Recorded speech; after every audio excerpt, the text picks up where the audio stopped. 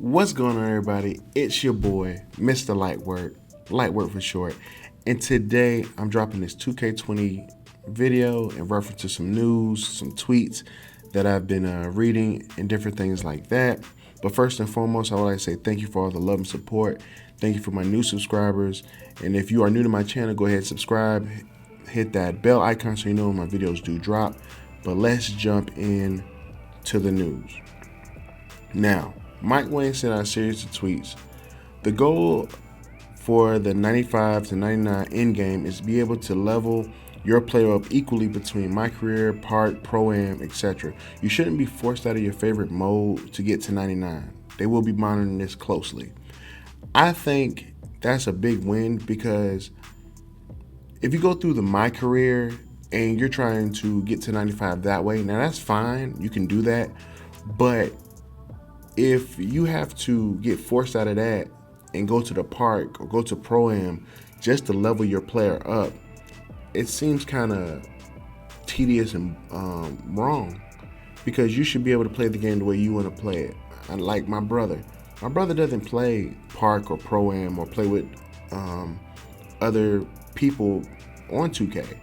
So he likes to play the MyCareer, and that's how he ranks up, that's how he gets better, and that's how he likes to play the game. Now for others, some people like just to do the park or just like to do the Pro-Am or whatever, but I feel like that is a major win. I feel like they're doing right by that. Next tweet. Mike Wayne put out a tweet about park news. Now, you get the return of park rep. You also have 3v3 outdoor Pro-Am.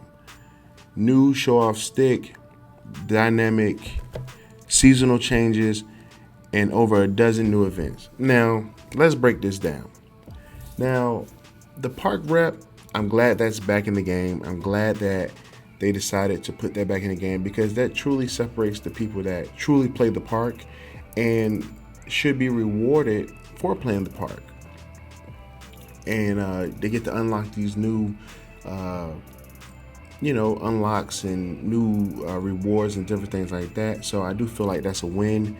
I feel like they should be rewarded for that.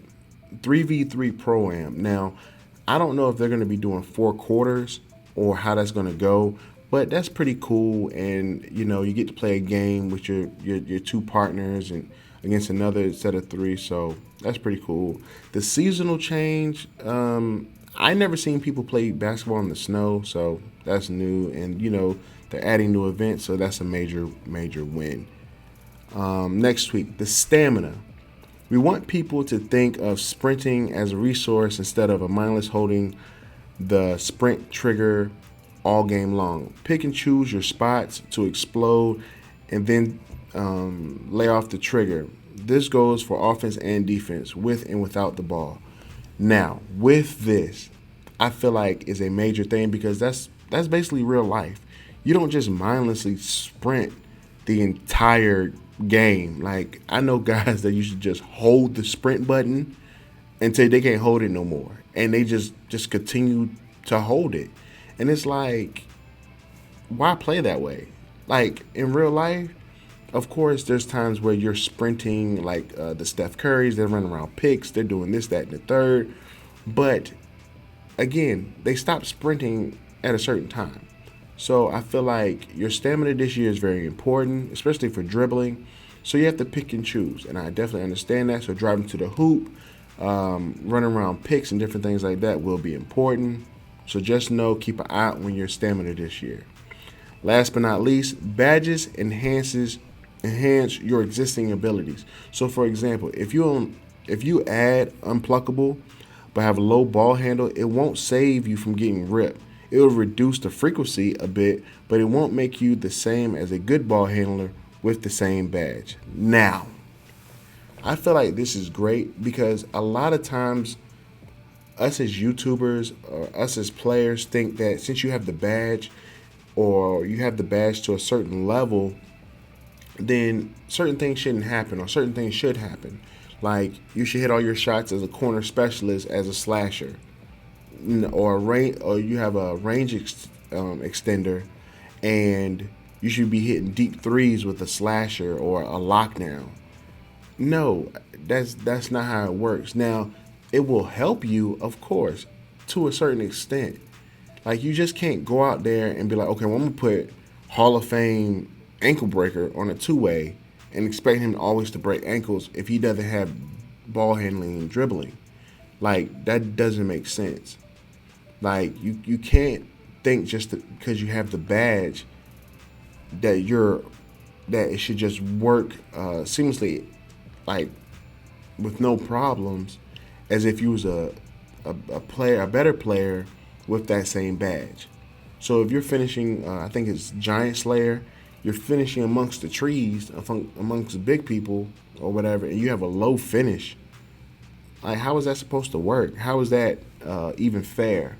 So don't look for badges to just help you or to basically just make you this god player. No, you have to get your player. You have to make the correct archetype and put the right badges in place for you to be a godly player. So don't think just because you have a two-way or a lockdown or whatever that you're just gonna be raining threes and you have no shooting, or dunking and you ain't got no finishing badges, or you have finishing badges but you're not a dunker, or you have low finish. So just keep that in mind. Now that is the news. Like I said before, thank you so much for all the love and support I've been getting. Follow my social medias; they will be on the screen. Also, I will be dropping more videos. I will be dropping a video on the rep system and different things like that. But it's your boy Lightwork. I am out. Light work ain't always easy work, but guess what? Somebody got to do it. Peace.